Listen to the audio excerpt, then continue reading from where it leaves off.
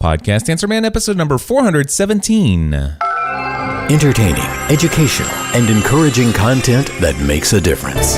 This is GSPN.TV. Join the community. Hi there, this is Ray Edwards from RayEdwards.com, and there's only one guy I trust to answer my questions about podcasting, and that is, of course, the Podcast Answer Man, Cliff Ravenscraft.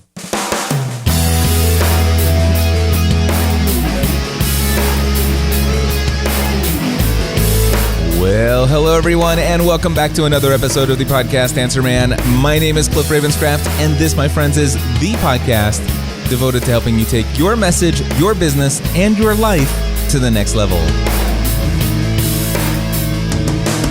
That's right, my friends. It does not matter if you are brand new to this online content creating world we live in, or if you've been creating content for many years. There's something we can all do to take everything we do in life to the next level.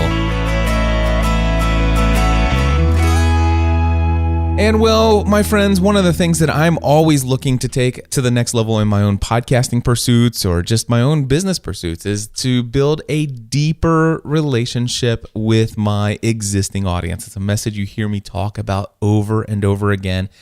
And today I'm going to talk about two different services that you can use to take your engagement with your audience to a whole new level. We're going to talk about my first experience and my first impressions of a service called Blab.im. Have you heard about Blab yet? Today I'm also going to talk about how I'm going to be using Periscope to start streaming live the recording of a podcast that I do on a weekly basis. Not Podcast Answer Man, but another show. I'll talk a little bit about that. And I'm also going to share how I'm going to bring audio from my mixer so that the folks that are watching on Periscope will be able to hear everything as I'm speaking to my high-end microphones, and they'll be able to hear any of those audio clips that I might play into the live stream. So I'm going to tell you how I'm going to be doing that. I'm also going to try to fit in my thoughts on the most compelling feature of the Overcast podcast app that is available on iOS, and how you might be able to use that compelling feature to help promote your show through social media. Also, I will give you an update today about the iJingle Pro tutorial that I promised last week. I have great news about that. Also, I have a few other things that I'll mention as well. But the first thing I want to do is just go ahead and start talking to you about Blab. I want to blab about Blab, if you don't mind. Blab.im, if you've not heard about it.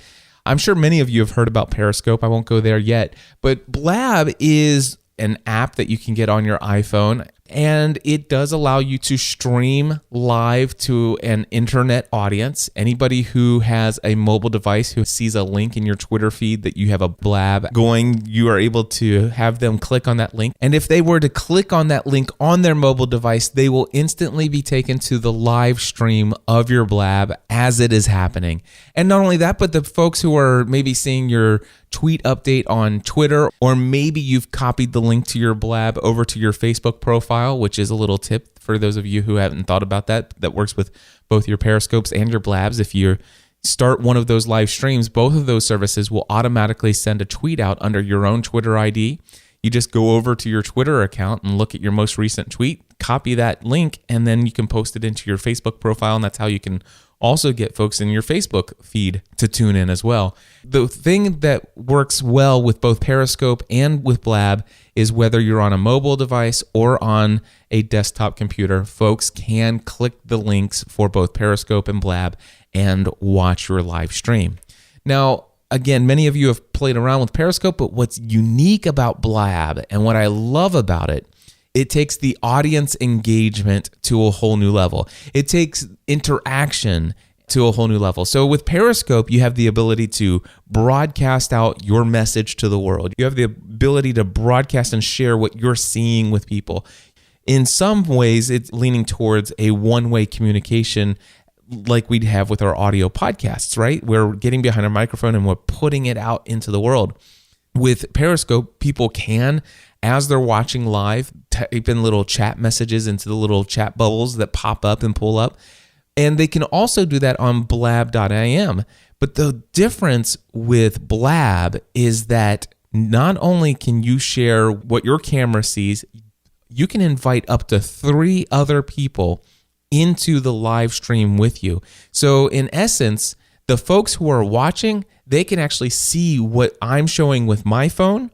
And if I have my friend Michael Stelzner from Social Media Examiner on, all of a sudden he's looking at the camera on his phone and it's putting him right next to me. Last night, Darren Rouse from ProBlogger joined me for my first blab, and he was in here from Australia, and I saw him. And not only that, but Tyler Anderson, also from Casual Fridays, he came in and joined us. And not, I mean, I shouldn't have mentioned any names because I'm going to leave out all the other people. I mean, had tons of people join me for my first live blab last night. And what happens is it puts us all four in this like Brady Bunch television opening configuration, and we can all independently be communicating with one another. It's kind of like a group video Skype chat, but it's done via Blab. And just imagine Skype multiple video chat done well, great audio quality, great video quality, and then taking that video stream and sharing it with anybody in the world who wants to watch it live, and giving everyone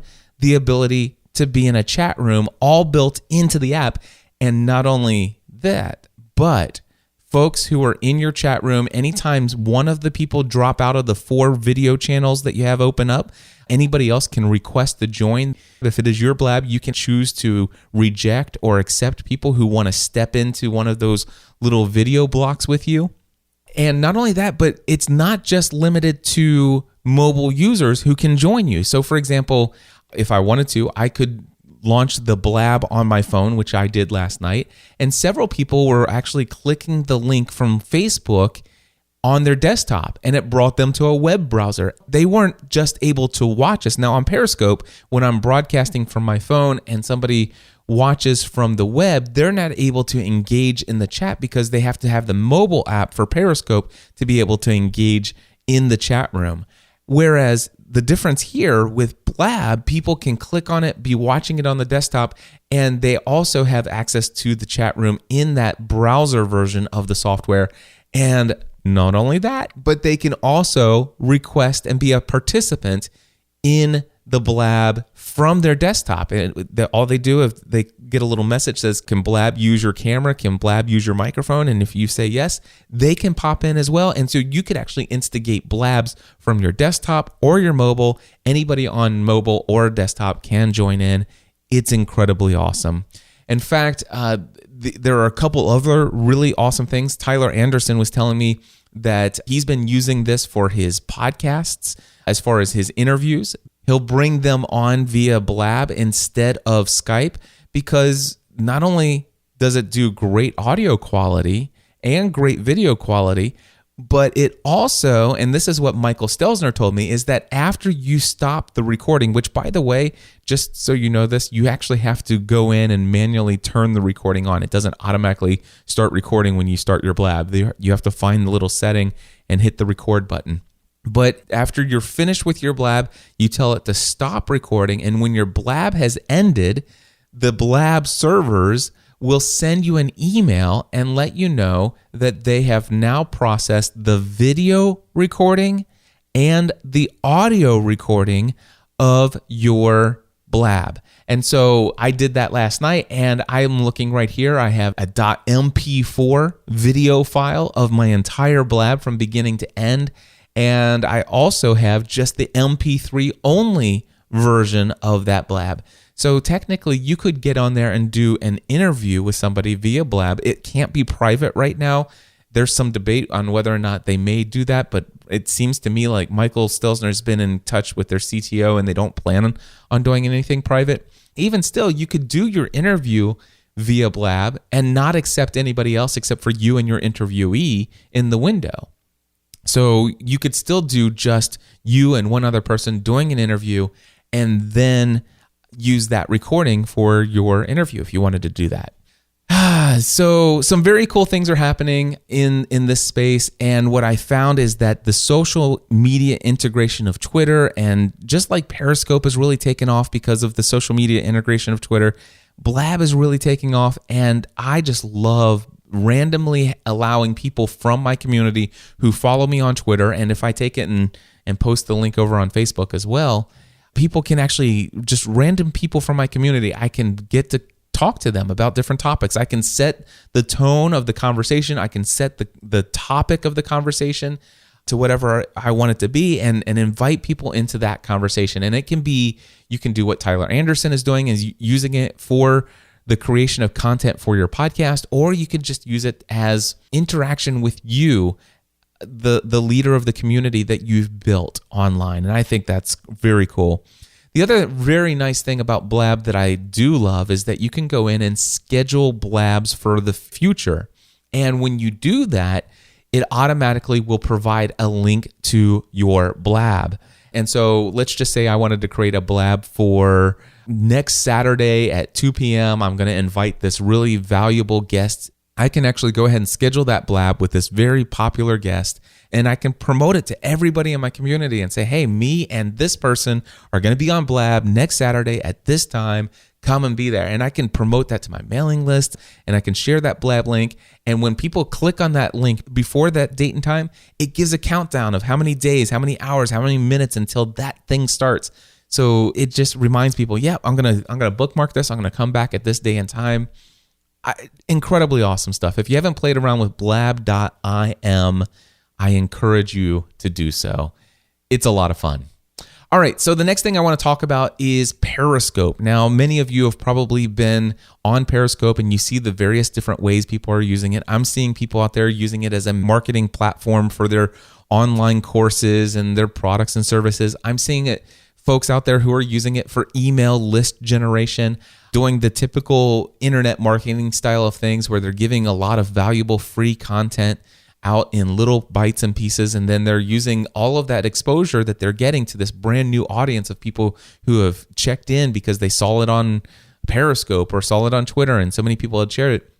You know, they're saying at the end of it, hey, if you'd like more of this, sign up for my mailing list. I'm seeing a lot of that. I'm even seeing people who are just randomly just turning it on for nothing more than just deeper engagement with their community. And I think that that's very awesome. And one of the things that I'm noticing is that with Periscope, it is just live streaming. There's no bringing the people in and hearing their voice or seeing their video. It is very much still you streaming out to them and just maybe occasionally being able to keep up with some of the chat that's happening as you're able to see it rolling in, right? Well, I got to thinking, for many years I was doing live streaming here from the studio. And being able to stream from your mobile device is not a new technology. This has been around for years. We had it with the Ustream app. We had it with a Quick app. And there have been several other apps over the years that have done this. Nothing has ever been as easy as Meerkat, as Periscope, and now Blab, and some of the other platforms I'm sure will pop up over the next year even. I think it's going to be an exciting space. But right now, I think that Blab.im and Periscope are both very huge powerhouses that I believe every podcaster should be paying attention to really engage with their audience and your community in a completely new and exciting way. But I specifically want to talk about streaming video. Now, in the old days, I would, on my days that I'm recording, my scheduled time for recording a podcast, I would let people know I will be broadcasting the recording of our show live. And if you want, you can come watch video and hear the audio. And there's also going to be a chat room, and you can participate as you're watching the behind the scenes live recording of our podcasts. And so I did that for many years. And earlier this year, actually January of this year, I made the decision to stop doing that on a weekly basis. And won't go into all the details and rehash that right here because it's not important. But just recently, my wife and I decided to go back to a weekly schedule for our show called Family from the Heart. You can find that at familyfromtheheart.com. Now that the kids are back in school, we're going back to a weekly schedule. We've scheduled it for the same day that we used to do it, which was every Thursday. And we decided to move it from 10 a.m. to 11 a.m. to better suit our schedule. And so Thursdays at 11 a.m. Eastern Time, Stephanie and I will be in the studio recording Family from the Heart every single week. And we made the decision that not only would we do that, but we would also go back to broadcasting it live. Initially, I'm thinking, do we go back to Ustream? I mean, I've already got this $1,500 video camera. I've got a $400 video HDMI capture card that I bought for my MacBook Pro. I mean, I have super HD quality. I mean, I could be pushing out 1080p if I want to. And I have a live page that I already created on my site, which has the embedded Ustream video player. And I already have a chat room that I paid for premium features so that I could have so many people in the chat room and have some control over that chat. So do I go back to that, or do I go to Periscope? And I made the decision that even though I have everything for the more complicated setup and even the higher quality video setup, I've made the decision I'm going to start streaming Family from the Heart using Periscope. And there are two reasons why. Number one, Periscope is super easy for everyone to participate in, even if they're on a mobile device. Now, with the Ustream stream that I was doing, sure, people could go on their web browser and they could go to what used to be, let's just say, gspn.tv/live. And it's still there, by the way, but I'm not going to be broadcasting from there anytime soon. But people could go there, and if they're on a mobile device and they click play on the video, that video would take up the entire screen, and they could not participate in the chat room. But with Periscope, they are able to actually type in little chat messages as the show is going on. Not only that, but with Periscope, I'm getting the exposure of Periscope broadcasting to the entire world that I'm broadcasting something live. There's a whole geographic region map that shows, geographically where people are broadcasting live from. I know that I've discovered new content as a result of just randomly searching throughout the globe, which is kind of cool. There's all of these different reasons why I want to do it. But anyway, and making social media sharing is so much more integrated with the app, and people can just swipe from the left to the right and click share, and that automatically shares it out with their stream. People are more than willing to do that if you ask them most of the time, as long as what you're doing is valuable and of interest to their community on Twitter and social media. But anyway, I love all of that stuff, and it's just super easy. It's just your smartphone, right? So last Thursday, I did this here in the studio. I happened to have a tripod. I actually have two tripods. So I moved the tripod with the $1,500 camera off to the side, and I bring up another tripod. And for my iPhone, I already have this thing called an X Grip made by RAM Mount. You can just do a search for RAM Mount, RAMMOUNT, and then add to the search the word X Grip. And if you do a search for RAM Mount X Grip, you'll find one for the iPhone, and it would probably work for most Android phones as well. Anyway, I got that, and the little attachment, I got the ball that goes from the tripod screw. So now I'm able to mount the X Grip iPhone holder onto a tripod. And last Thursday, what I did was just turned on Periscope and pointed the camera to Stephanie and I, and it worked great. Now, I will say this, that Periscope is still right now very much in this mindset of being vertical, right? Up and down. And it's hard for Stephanie and I both to be seen in that. And a bunch of people said, Cliff, why don't you just go ahead and turn it to the landscape mode? The cool thing is if you do turn it to landscape mode in Periscope, it will change it to landscape mode for anybody who's viewing on the desktop. And those who are viewing on mobile can turn their phone sideways and see it just the way that you intend. The only thing that's different is that those people who are watching it in landscape mode on their mobile phone in the app, those are the ones who are able to do a chat message, right? Well, if they want to do a chat message, they have to turn the phone over and type the normal way in vertical mode and then switch it back over if they want to see you the right way. It's a little inconvenient, but here's the good news. Periscope apparently knows that a lot of people want the landscape mode, and they're supposedly working on creating that and building it into the interface. It's already there for viewing on the desktop automatically by default. So feel free, if you're going to do a live stream of the recording of your podcast and broadcasting it live for that purpose, feel free to go ahead and put it in landscape mode. And I found that people are very understanding of that. Very few people say, hey, you got the camera the wrong way. A couple newbies do say that, but the reality is most people very much understand the fact that what you want to do is give them a wider angle view. The thing is, though, is last week, when I did this on Thursday, I was only using the internal microphone on the iPhone itself, and people seem to be okay with that. But me, of course, I want to take things to the next level. I want to have the same kind of quality feel and sound and look of what I was doing with Ustream, but I just want to bring it to my iPhone. And so I got to thinking, okay, what I want to do is I want to start bringing audio from my mixer into my iPhone. So that's what the folks on Periscope will hear.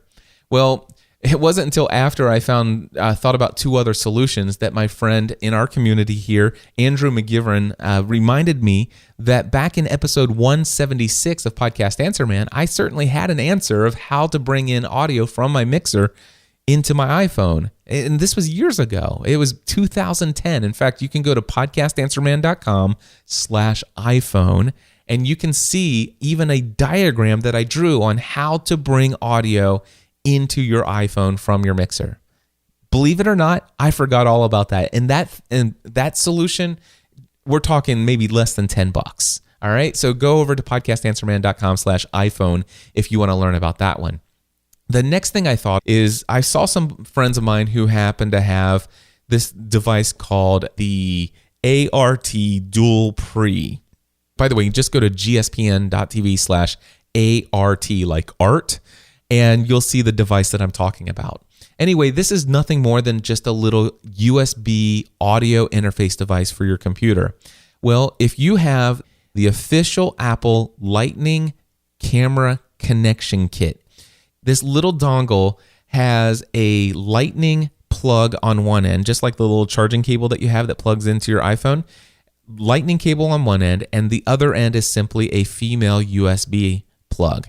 And you can plug in your ART Dual Pre into the USB that then just plugs into your iPhone or your iPad, by the way. And the Dual Pre made by ART has two XLR inputs, or it could be two 1/4 inch inputs. So that would actually work to bring audio from my mixer if I choose to bring it either out, split it out of the headphones jack or bringing in from the tape out or whatever the case may be. That's certainly an option as well. I think the Dual Pre is like $79. The little dongle for the Lightning adapter camera connection kit from Apple is like $30 if I'm not mistaken. But then I again, reminding you that I had forgotten about my 2010 post and the fact that I even have all the cabling to do that.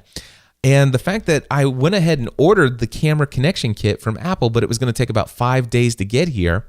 Then I decided, well, I wonder if I got this iRig. If you go over to gspn.tv/iRig2, I went ahead and bought the $40 iRig 2 made by IK Multimedia. And this little device is meant to go into the headphones jack of your iPhone. It's got the 4-pin plug. It's actually a 1/8 inch TRRS plug. You simply plug this into the headphones jack on your iPhone or your iPad, and it's got a 1/4 inch plug that you can plug into. It happens to be a 1/4 inch mono port that is built into the iRig. But I just went ahead and bought an adapter that takes the 1/8 inch stereo mini plug that I'd been plugging into my $1,500 video camera. And instead of plugging that 1/8 inch plug into my video camera, I now wanted to take that 1/8 inch plug, which is bringing audio out of my mixer. I want to now plug it into the iRig 2. So I went ahead and purchased a little adapter that takes the 1/8 inch stereo mini plug and turns it into a 1/4 inch mono plug. And that exact adapter can be found at gspn.tv/iRig adapter. Anyway, so the fact is there are multiple ways that you can bring in audio from your mixing board so that the folks who are watching the live recording of your podcast via the stream on Periscope, they can actually hear you talking into your studio microphones, and they can even hear those audio clips that you might be playing into your mixer as well.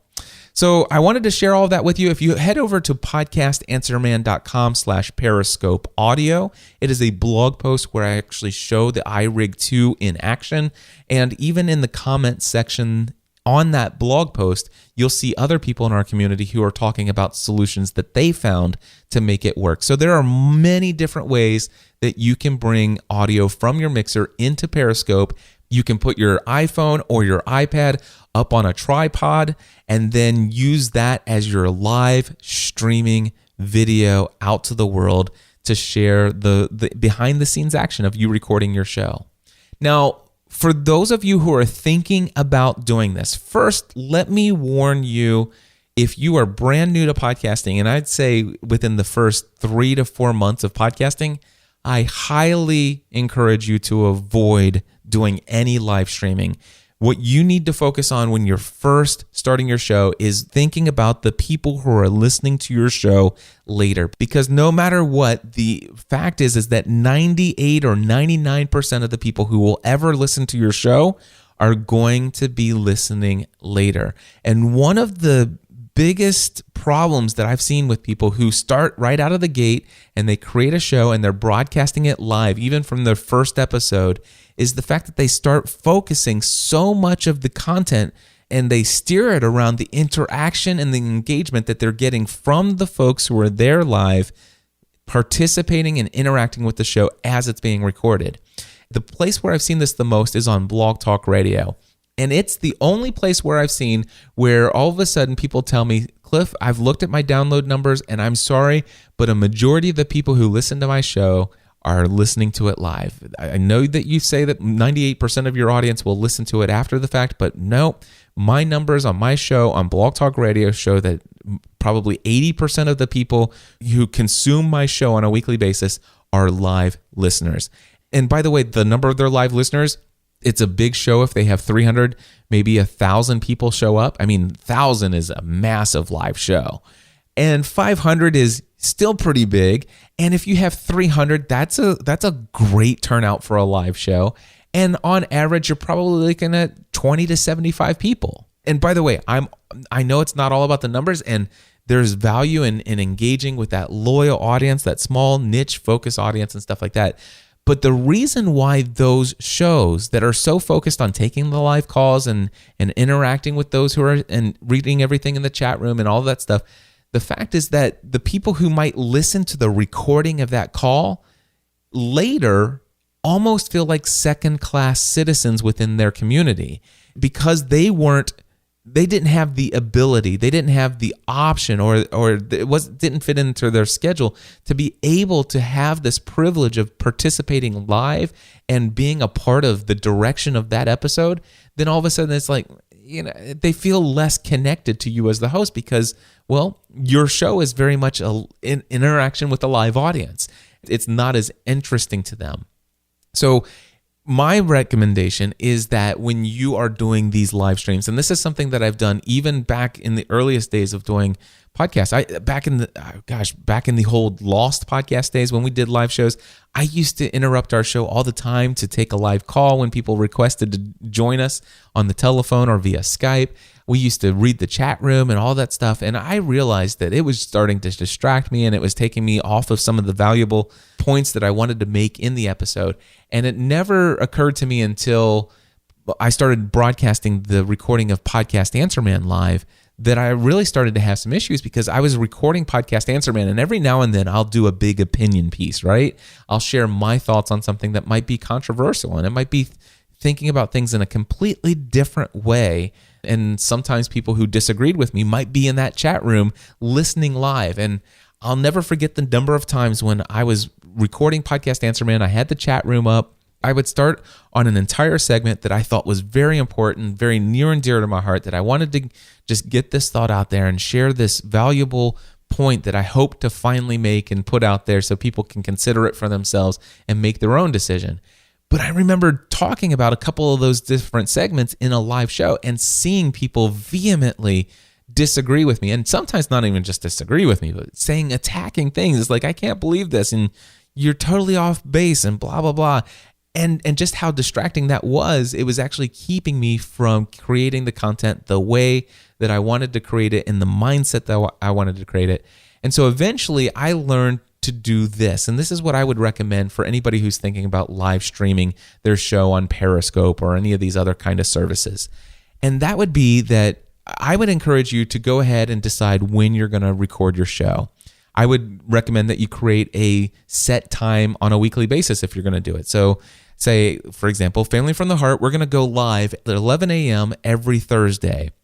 And at 11 a.m., I'll turn on Periscope. And for the first 5 minutes, I will do the normal thing that you do on Periscope. Welcome everybody, give some shout outs to people who show up early, talk to and engage with via the people who are chatting, ask them where they're calling in from, give shout outs to, so-and-so from Israel and then from France and Germany and Austria and all that stuff. And, mention them by name, ask them questions, engage with them.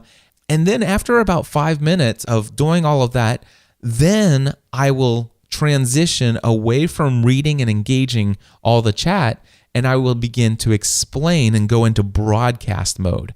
And so what I would say is now at this point in the Periscope, what I want to let you know is I've invited you here to be a behind the scenes viewer of what's going on in the studio as we record a podcast. And also I want you to know that this podcast is meant for and created for those who are going to be listening to it later. And so we're going to be communicating to those folks and not necessarily to you here viewing live on Periscope. During the recording of the show, we may be monitoring the chat, but if it gets too distracting for us, we may start ignoring the chat altogether. But after we're finished recording the show and we've turned the recorder off, then we're going to come back and we're going to interact with you again. We're going to start engaging with each and every one of you who are posting in the Periscope chat. And in fact, if you have any questions related to what we just talked about in the episode, we'll take questions from you. We'll hang out a little bit after the show. And that's how I always handled Podcast Answer Man when I was streaming it live. But let me give you one other word of warning.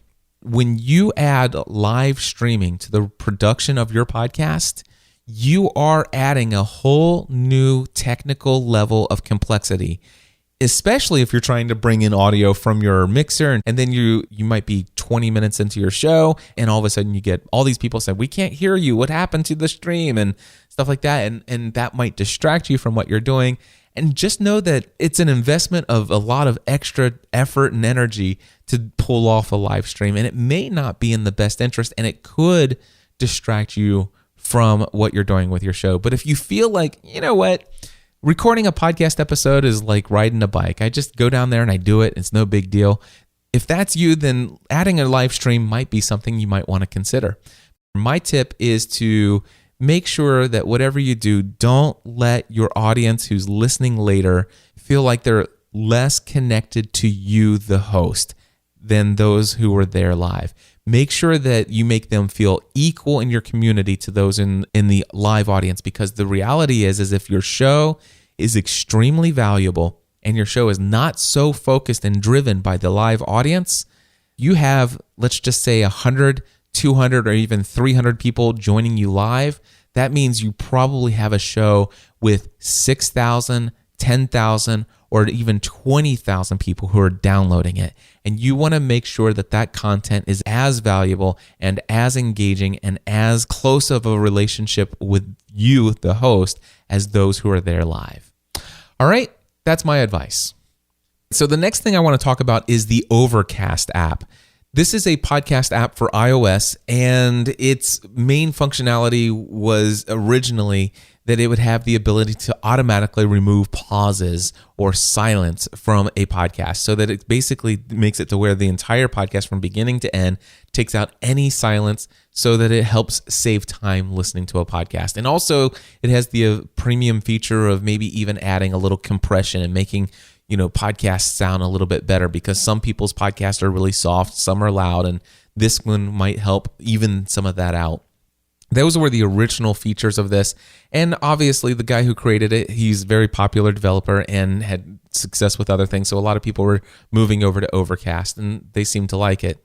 I checked it out. I purchased it as soon as it was available and decided that I still wanted to stick with the Apple Podcasts app myself. Now, the interesting thing is that there is a new feature that I did not know about that is very compelling with the Overcast app. And in fact, it is the ability to share a link to a podcast with a timestamp. So for example, I have a Podcast Answer Man episode recently where I was talking about iJingle. So what I did is I went ahead and opened up my podcast in the Overcast app. And I went to episode number 416 and I was listening to it and I went right to the place where I started talking about the iJingle app.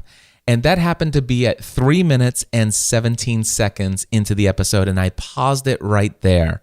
And then in iOS, they have this little button that has the share icon, and I chose to share it. And then the Overcast app creates a short URL that will basically take people to that exact second of my podcast for anyone who clicks the link. And the cool thing is, they do not need to have the Overcast app to be taken there. In fact, if you want to try it out, pause right now after I tell you this link, podcastanswerman.com/iJingle link. All right, that's iJingle link, one word. podcastanswerman.com/iJingle link. I'm going to go ahead and click it right now, and this is what happens as soon as I do. For the last couple of weeks, I've been promising you guys that I would tell you about this new application I'm using on my iPad for queuing up audio jingles and sound clips and all of those different things. So there you go. It took me exactly, as soon as I clicked that link, it took me exactly to 3 minutes and 17 seconds into the episode. And the best part is that no matter where people click on that link from, it is taking you to a web-based player or web-based copy from Overcast of your podcast, instantly starting it right at the timestamp that you decided to share. This, my friends, is a very compelling feature of Overcast.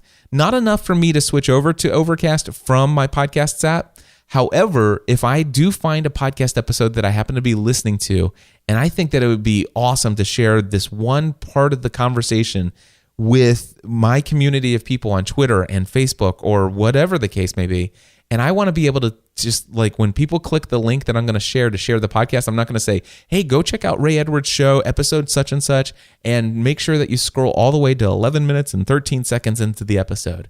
That's a lot. But if I wanted to, I could go and pull up Ray's episode in Overcast, go right to the place where I know where I want to share it, click the share button, and take that link, and I can tweet it, put it in Facebook. I can send out an email to my mailing list and say, you guys got to listen to this. Just click this link. It'll take you right to where Ray starts talking about XYZ.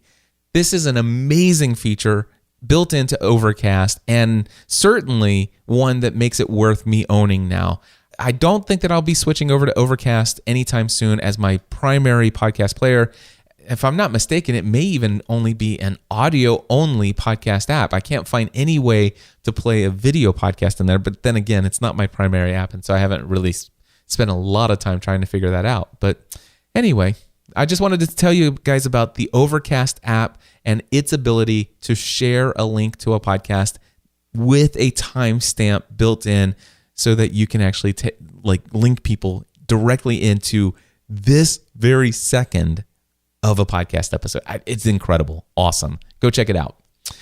Okay, so the next thing I want to share with you is an update on the iJingle Pro tutorial that I mentioned last week. You know, last week I was talking about this new app that I'm using on my iPhone that I use for every show to play all of my audio intros, audio clips, everything, so that I can play them here for you in the podcast. And it's all off my iPad.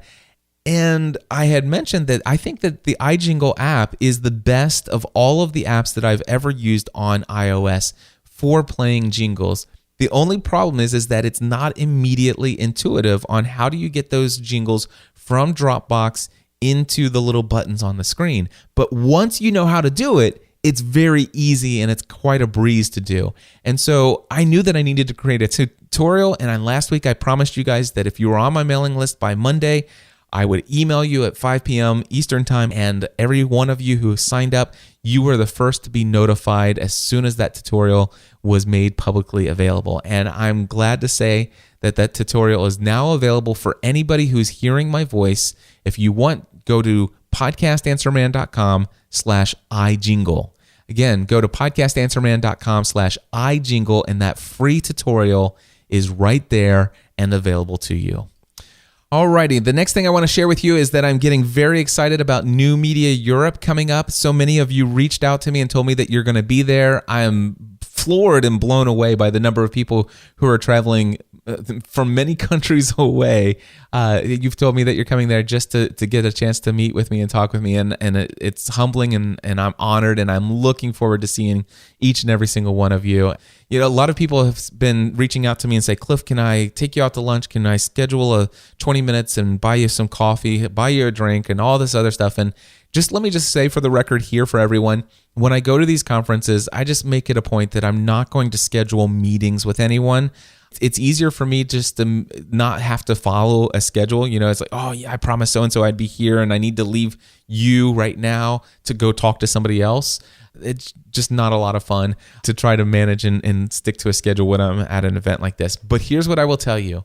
I am going to be at New Media Europe during the full 2 days of the conference. From the time the conference starts until it's over, I'll be at all the parties that they have available. And in fact, if you're on my mailing list, you'll probably get an invitation to a meetup that I'll host one of the evenings there in Manchester in the UK. By the way, this conference is on September 12th and 13th. And if you haven't already signed up, I do have an affiliate link. You can go to podcastanswerman.com/Europe. Again, that's podcastanswerman.com/Europe. If you use my promo code PAM for Podcast Answer Man, use promo code PAM, you'll save £100 off the cost of the event. Anyway, looking forward to seeing you guys there. I am already in preparation of my keynote talk. It is well underway, and I'm looking forward to really helping people understand how they can take all their online efforts and do what I talk about most, which is to create content that really does have the power to change people's lives. I hope to see some of you there. And also coming up is my next session of Podcasting A to Z. I happen to be in the third week of my 21st session of Podcasting A to Z, and I do already have people signing up for my next session, which begins on Monday, October 26th. And to give myself a little bit of a break from talking for a moment, I do have a 1 minute and 14-second audio testimonial from Chris Hawkins, who is an alumni of my class, and he's going to tell you his thoughts about Podcasting A to Z. Hello there, Podcast Answer Man fans. Chris Hawkins here, host of the newly launched Thriving Financially with Dr. Thrift podcast.